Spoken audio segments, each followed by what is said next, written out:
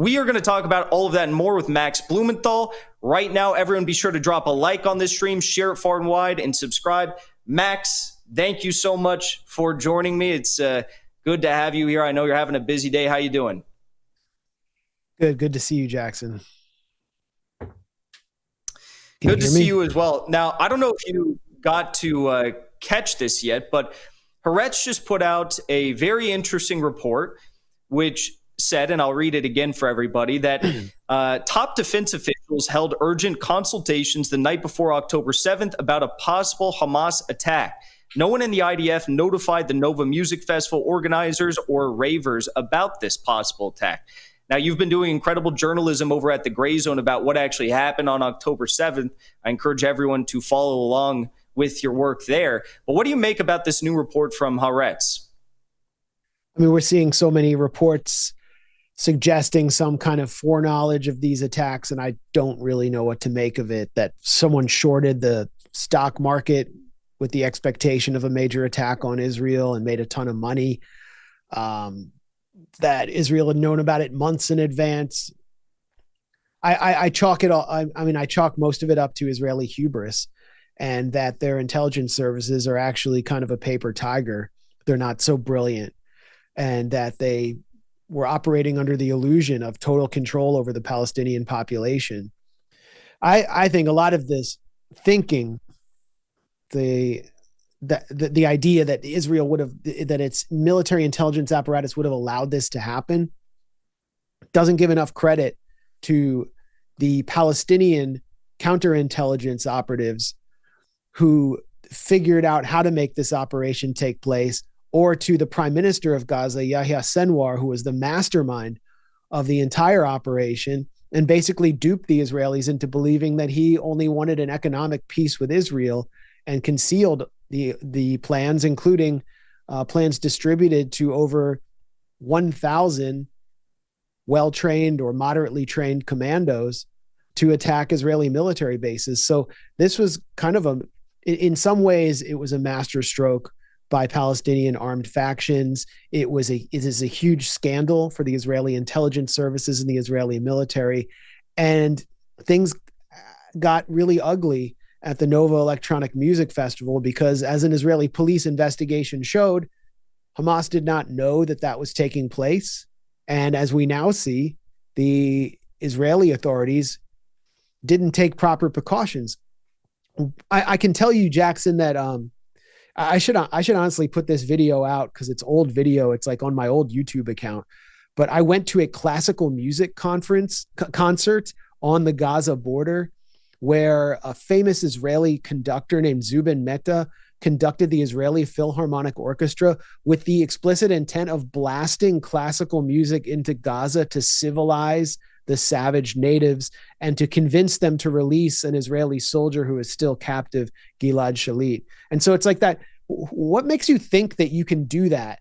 Hold people in an open air prison and then hold a classical music conference or a rave immediately on their border, and that your safety is completely guaranteed as you continually bomb them and deprive them of basic goods. And so things just really came to a head at the Nova Electronic Music Festival.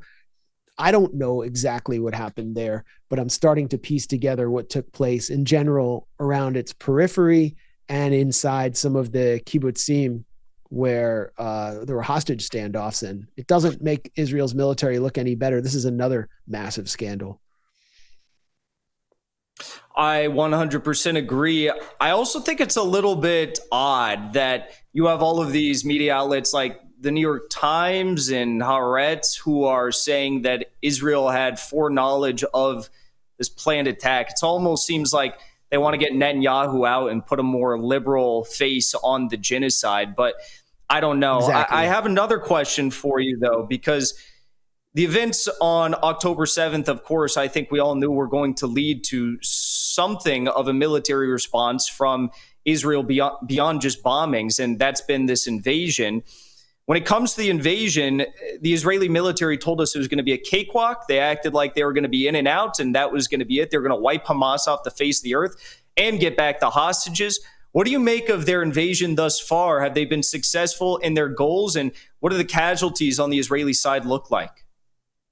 Yeah, just going back to the important point you made about these stories. I mean, a lot of this, the lead author on a lot of New York Times stories is Ronan Bergman, who's an Israeli journalist, and his book Rise and Kill First about Israel's assassination program is blurbed by a lot of the security chiefs, former Mossad chiefs, who are Netanyahu's chief adversaries. So they're his sources, and so I think we can deduce that, yeah, that's where those stories are coming from. As for Israel's military operation inside Gaza, well, two things have been proven false that the Israeli military promised would come true by this point, that their military would be able to liberate the hostages, the captives, through force. No, they've been freed through political negotiations, the kind that Hamas could have been holding with them from day one. And two, that they would severely degrade Hamas's military and political infrastructure. And we can see from the release of the captives in the middle of Gaza City in a square where a hand is holding a dog tag belonging to an Israeli soldier, a memorial. A dog tag of an Israeli soldier is draped over a question mark to symbolize the missing Israeli soldiers who are nameless inside Gaza that the Israeli military refuses to acknowledge. That shows that Hamas can still come out through its armed wing, the Al-Qassam brigades, and control Gaza City, and that they were able to bring their constituents out to cheer for them as they released these hostages or captives, and that they were able to control the situation politically, to care for the captives, to give them medical care, all under the most intense genocidal bombing that we have ever seen in our lifetimes. At the same time, they're carrying out armed attacks according to their military doctrine of ambush, surprise, close quarters combat on Israeli soldiers, particularly in the northern border areas and in the eastern border areas. And we see scenes every day from Al-Qassam's media channels of them attacking soldiers with homemade weapons, with homemade tandem rockets that are basically reverse engineered Russian anti-tank munitions, placing munitions on tanks directly, destroying these $16 million armored vehicles and killing Israeli soldiers.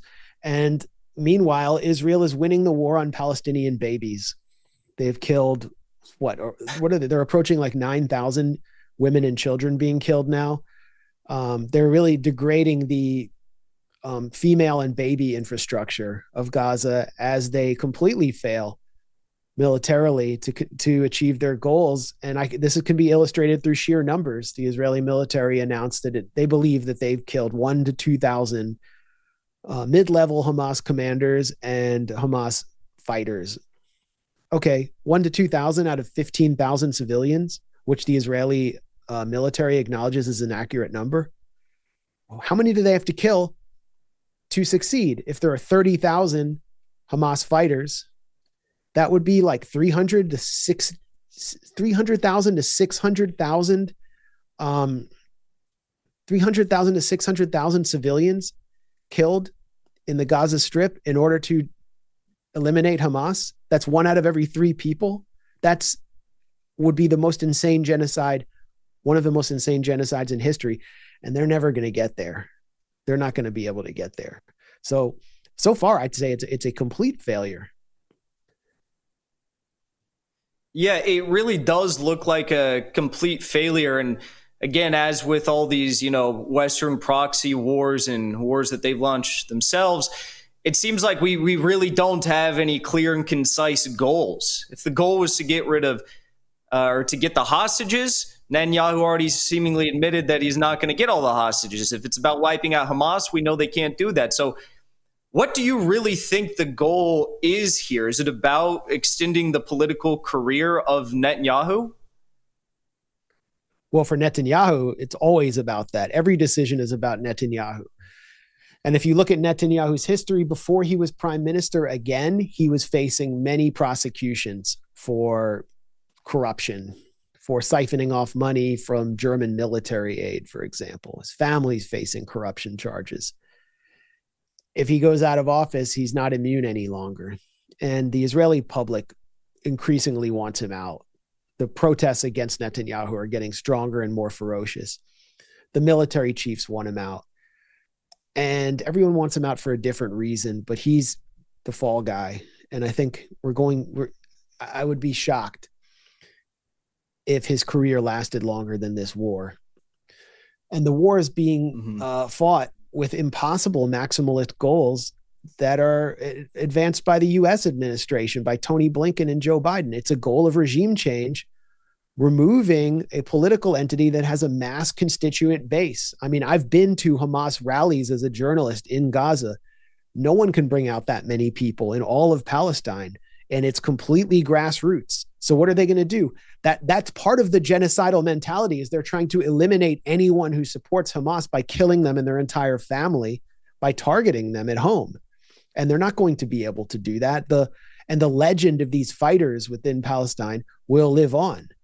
No one wants Mahmoud Abbas, and Mahmoud Abbas doesn't want to govern a Gaza Strip that's been destroyed and set back 20 to 50 years. They want to bring in Mahmoud Dahlan from the United Arab Emirates, who used to be the CIA's guy. He doesn't even want to go. He doesn't want to go back. So they don't have a plan for the day after. And if they get their way and they manage to destroy everything in Gaza and destroy Hamas, what will come after is some kind of insane, nihilistic ISIS-like entity, which is something Israel could actually possibly live with, since they did in Syria. And one last question for you here, because sitting in America, it's almost election time. This is something that I think is weighing on a lot of people's minds. Donald Trump, of course, is taking huge leads in all the polls that are taking place right now, especially in swing states. How do you think that this U.S. support for the genocide is going to impact potential, Biden 2024 ticket? The new polls show that most Republicans across the board of all ages support Israel's assault on Gaza, and that most Democrats support it, except for Democrats who are 18 to 35. And that's because they're consuming social media, they're less propagandized, and they exist within a much more diverse cultural context in which Palestine is an important social cause, social justice cause, and they're just more international. That is a constituency that Biden counts on, that the Democrats count on, who are not going to vote for him, along with Arabs and Muslims who have a lot more political power than we give them credit for.